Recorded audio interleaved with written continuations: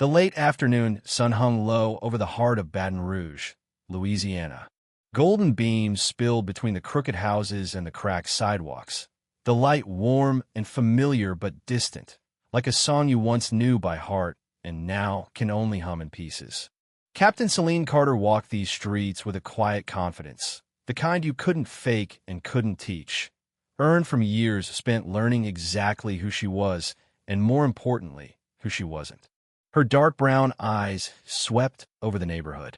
It was still here, still the same. After 7 years away, Celine Carter found herself wondering how a place could feel so unchanged and yet so different. The same corner store advertised 2-for-1 sodas in sun-faded letters.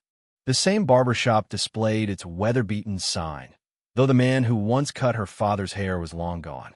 On the basketball court, kids played like everything in their world depended on sinking the next shot. The laughter, the familiar smells of fried catfish wafting from Mama Loretta's kitchen, it all wrapped around her like a blanket woven from memories she hadn't dared touch in years. Her duffel bag weighed heavy on her shoulder, but it wasn't the weight that slowed her steps. Celine wasn't wearing anything that screamed military. A fitted gray t-shirt, olive cargo pants, and a pair of worn sneakers. But she moved like she was still in uniform. Chin level, shoulders squared, steps measured. Some things you never unlearned. Her father used to call it warrior posture. He would have chuckled to see her now. He always said the world needed women like her, even if it didn't always know it. A group of teens loitered outside the corner store. One boy, maybe 16, looked up from his phone as she passed. He did a quick double take, then nodded. "You military or something?" he asked. Celine paused, caught his gaze. "Something like that." The boy grinned. "Figured. My cousin's in the army. Walks like you." Before she could respond, one of his friends dragged him inside. And just like that, he was gone. Celine exhaled slowly. Moments like that reminded her why she'd fought. Why she still fought. She had spent years in places most people couldn't pronounce, let alone find on a map. Kandahar, Fallujah, Mogadishu. She had led teams through pitch-black nights, under a hail of bullets, in sandstorms that erased both sound and light. And now, at 41, she was walking these familiar streets, the same streets where she learned how to run before she learned how to stand still. She wasn't sure what home even meant anymore. But her thoughts were cut short. A patrol car crept beside her, the kind of slow roll that didn't belong in this neighborhood. Cops usually sped through, windows up, engines roaring. She knew. She'd seen it. She'd been one of the kids watching them pass. The window rolled down with a mechanical hum. "Excuse me, miss," came a voice. Celine stopped walking. She turned her head slowly. The man inside the cruiser was Officer Brian Tate. White, mid-40s. A haircut like he stepped out of a military catalog. Thick arms, and a smirk that said he was just looking for an excuse. His mirrored sunglasses shielded his eyes, but she could feel them crawling over her. Measuring, weighing, looking for something that wasn't there.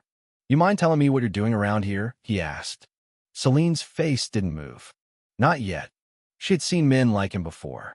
Men who mistook quiet confidence for defiance. Men who mistook presence for threat. She adjusted the strap on her duffel.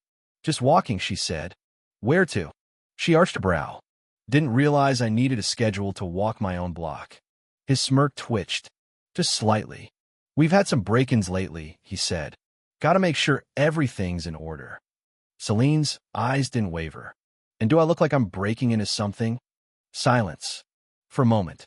A muscle in his jaw ticked. He leaned farther out the window, arms crossed on the door. "Just doing my job," he said. "So am I," she replied smoothly. She took a step forward, then another. But Tate wasn't finished. He shifted the cruiser into park with a sharp clunk. "Hold up a second," he said. "Let's see some ID." Celine stopped. Her pulse didn't quicken. Her training kicked in. Assess the threat. Evaluate your surroundings. Know your exits. She wasn't dealing with just a man in uniform. She was dealing with a man who had grown too comfortable with his authority and now felt it slipping. She already knew one thing. This wasn't over. The street was quiet, except for the occasional shout from the basketball court, the distant hum of tires on asphalt. But here, in this moment, the world was narrowing. ID, Tate repeated. Celine moved slowly, measured. She slipped her hand into her back pocket and pulled out her military identification. She didn't hand it over. She held it up. Tate squinted at it, then back at her. Military, huh? His tone was unreadable, but she'd heard it before. She could feel it in the way he sized her up, like he was waiting for her to flinch. Where exactly do you serve? He asked. I don't answer unnecessary questions, Celine said. Tate's lips pressed into a thin line. Then, without warning, he snatched the ID from her hand, turned it over between thick fingers like it was some cheap toy. Special Forces, he read aloud, dragging out the words like they were a joke. That's cute. A flicker of heat passed through Celine's chest. Not anger. Annoyance. The kind she'd felt countless times in rooms where her rank had never been enough. Return it, she said, her voice low and even. Tate tilted his head, as if deciding whether she was worth the hassle. You know, I've been on the force 23 years. Seen all kinds of people come through here. Never met a woman in Special Forces. You have now. He snorted. You sure this isn't fake? She almost laughed. Run it through your system, she said. You'll find out. But that wasn't what Tate wanted. He wanted the reaction. He wanted the control. And then he saw it. Across the street. A young woman. Mid-20s. Phone in hand. Recording. Tate's shoulders squared. His stance shifted. He noticed. They always noticed. You got a problem? He called out to her. The woman didn't answer. Just kept filming. Celine smirked. Just a little. Now, it was Tate under the microscope. I don't appreciate people trying to make a show out of me doing my job, Tate said, turning his attention back to Celine. Then stop putting on a show, she replied. His expression darkened. He stepped out of the cruiser, just an inch too close. His body language said control. Dominance. She didn't budge. I don't know who you think you are, he said, voice low. But out here, I make the calls. Then you're making the wrong one, Celine said. Tate's grip tightened on her ID. Then he did what she knew he would. He reached for her wrist. Bad idea. Celine moved before he could get close. A shift of weight. A pivot of her stance. Not aggressive. Not threatening. Just enough to break contact. Tate froze for half a second. It was all she needed. And the crowd noticed. Damn, someone muttered. The woman with the phone took a step closer. A man leaned against his car, arms crossed.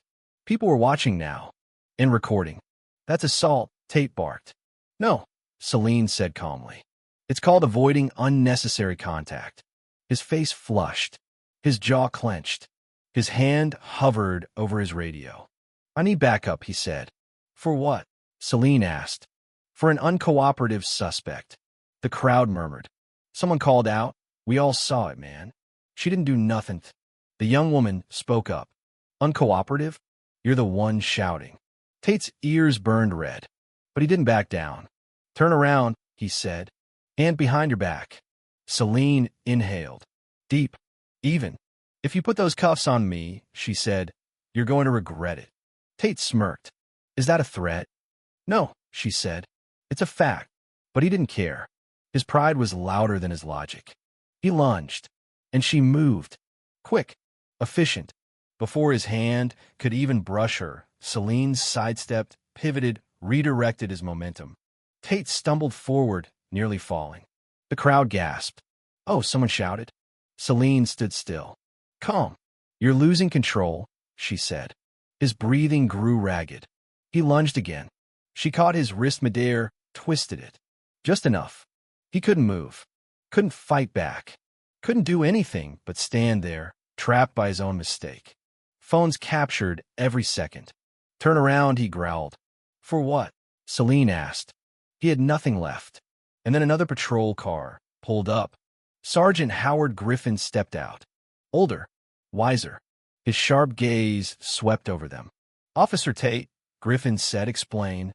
Tate's jaw worked, but no words came. She resisted, he finally said. Got aggressive. The crowd erupted. Liar, the woman with the phone shouted. Griffin turned to Celine. Is that what happened? No, she said. She explained, calm, clear. And then Griffin saw the ID still clutched in Tate's hand. Captain Carter, Griffin said slowly. Special Forces. Tate went pale. You knew that, Griffin added. Tate stammered. Griffin cut him off. You're relieved of duty. Immediately. Gasps. Murmurs. Tate's fist clenched. But it was over. Griffin turned to Celine. Do you wish to press charges?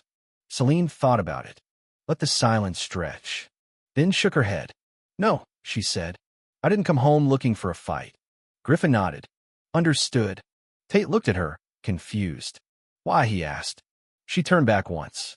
Because I already taught you what you needed to learn. And then Celine walked away. The crowd parted. Some clapped softly. Others murmured. That's what happens, someone said, when you mess with the wrong one.